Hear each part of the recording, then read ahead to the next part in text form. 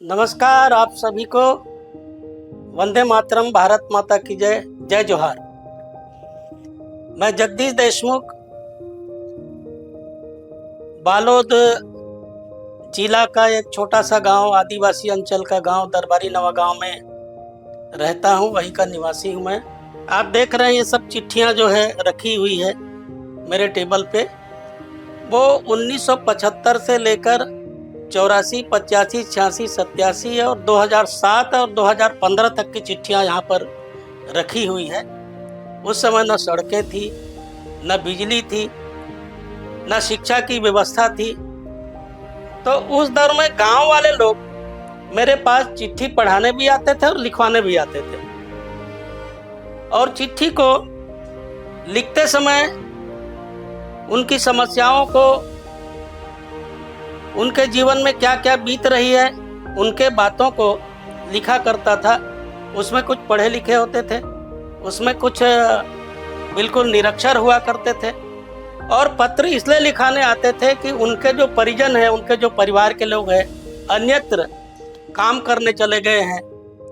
और उस समय केवल एक ही साधन था, पत्र। पत्रों के माध्यम से हाल चाल की जानकारी मिलती थी। उस समय में गांव का एक पढ़ा लिखा युवक था, अंग्रेजी साहित्य का विद्यार्थी था, इसलिए अधिकांश पत्र जब अंग्रेजी में आते थे, किसी की नौकरी लगना है, किसी की और कहीं इंटरव्यू देने जाना है, या फिर डाक तार विभाग से अर्जेंट डाक आते थे, तार आता था, उस तार को मैं हिंदी में और छत्तीसगढ़ी में ट्रांसलेट करके उनको बता दिया करता था और बहुत प्रसन्न होते थे। और ऐसा करते करते, चिट्ठी लिखते लिखते मैं एक साहित्यकार भी बन गया।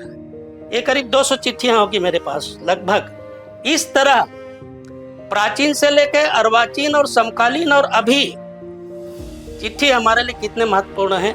और इस चिट्ठी को आप पढ़ेंगे तो अनेक अनेक रूपों में चिट्ठी दिखाई पड़ती है। और चिट्ठी के कारण ही एक कविता प्रस्फुटित हुई, चिट्ठी लिखने के कारण ही गद्य साहित्य समृद्ध हुआ। और फिर अनेक अनेक समाचार पत्रों में मेरे आलेख छपते हैं। और मुझे याद आता है कि उस समय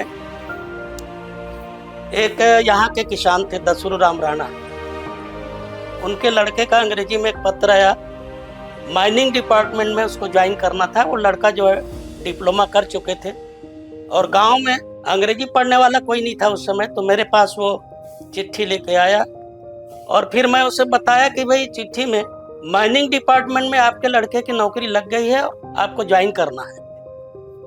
अंग्रेजी में था पत्र। वो पत्र पढ़ के इतना प्रसन्न हुए, इतना गदगद हुए कि आज भी उसका लड़का रति राम राणा जो है, शिक्षा विभाग में वो प्राचार्य है, वो कई मंचों में चिट्ठी और उस संस्मरण को सुनाते हैं कि अगर जगदीश चाचा जी इस पत्र को पढ़कर नहीं बताए होते तो शायद इस मंच में मैं होता। ये चिट्ठी की महिमा है। एक बार हमने माननीय प्रधानमंत्री जी अटल बिहारी वाजपेयी जी को पत्र लिखा। जब ट्रेन गुजरती थी दुर्ग से दिल्ली राजरा जाने के लिए, लव ऐश की नगरी दिल्ली राजरा जाने के लिए, तो पैसेंजर गाड़ी एक ठो चलती थी। वो गाड़ी जो बालोद से सीधा दिल्ली रुकती थी।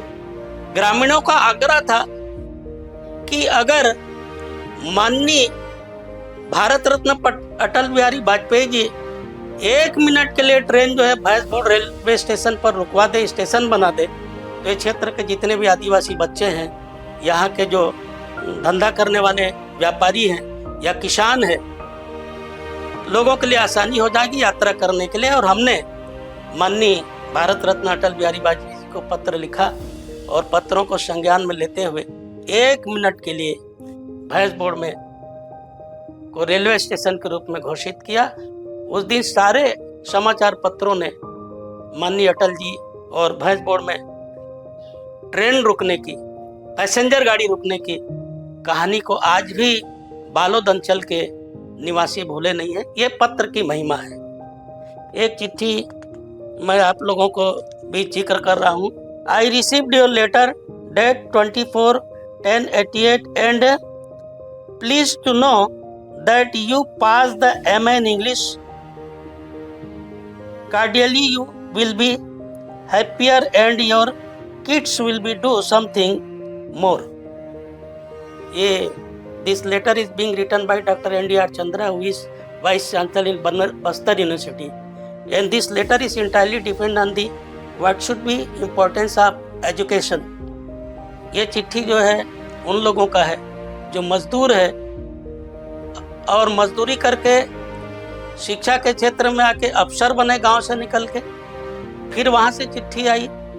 तो मजदूर से लेकर कुलपति से लेकर एक शिक्षाविदों का चिट्ठी, और वहां से फिर राष्ट्रपति महोदय का चिट्ठी, वहां से फिर माननीय अटल बिहारी वाजपेयी का चिट्ठी, वहां से यशस्वी प्रधानमंत्री नरेंद्र मोदी जी का पत्र।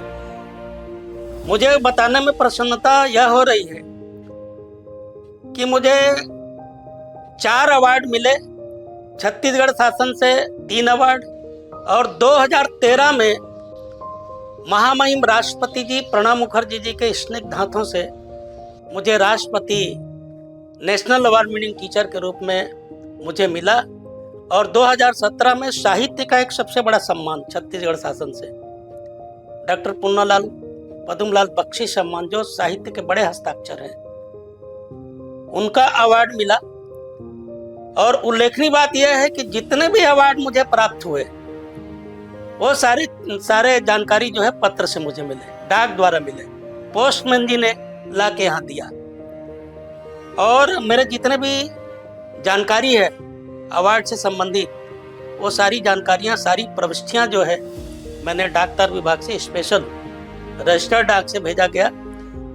आज भी ये सारे पत्र जो है मुझे डाकतार विभाग से भी मिलते हैं, और आज भी मैं पत्र लिखता हूँ।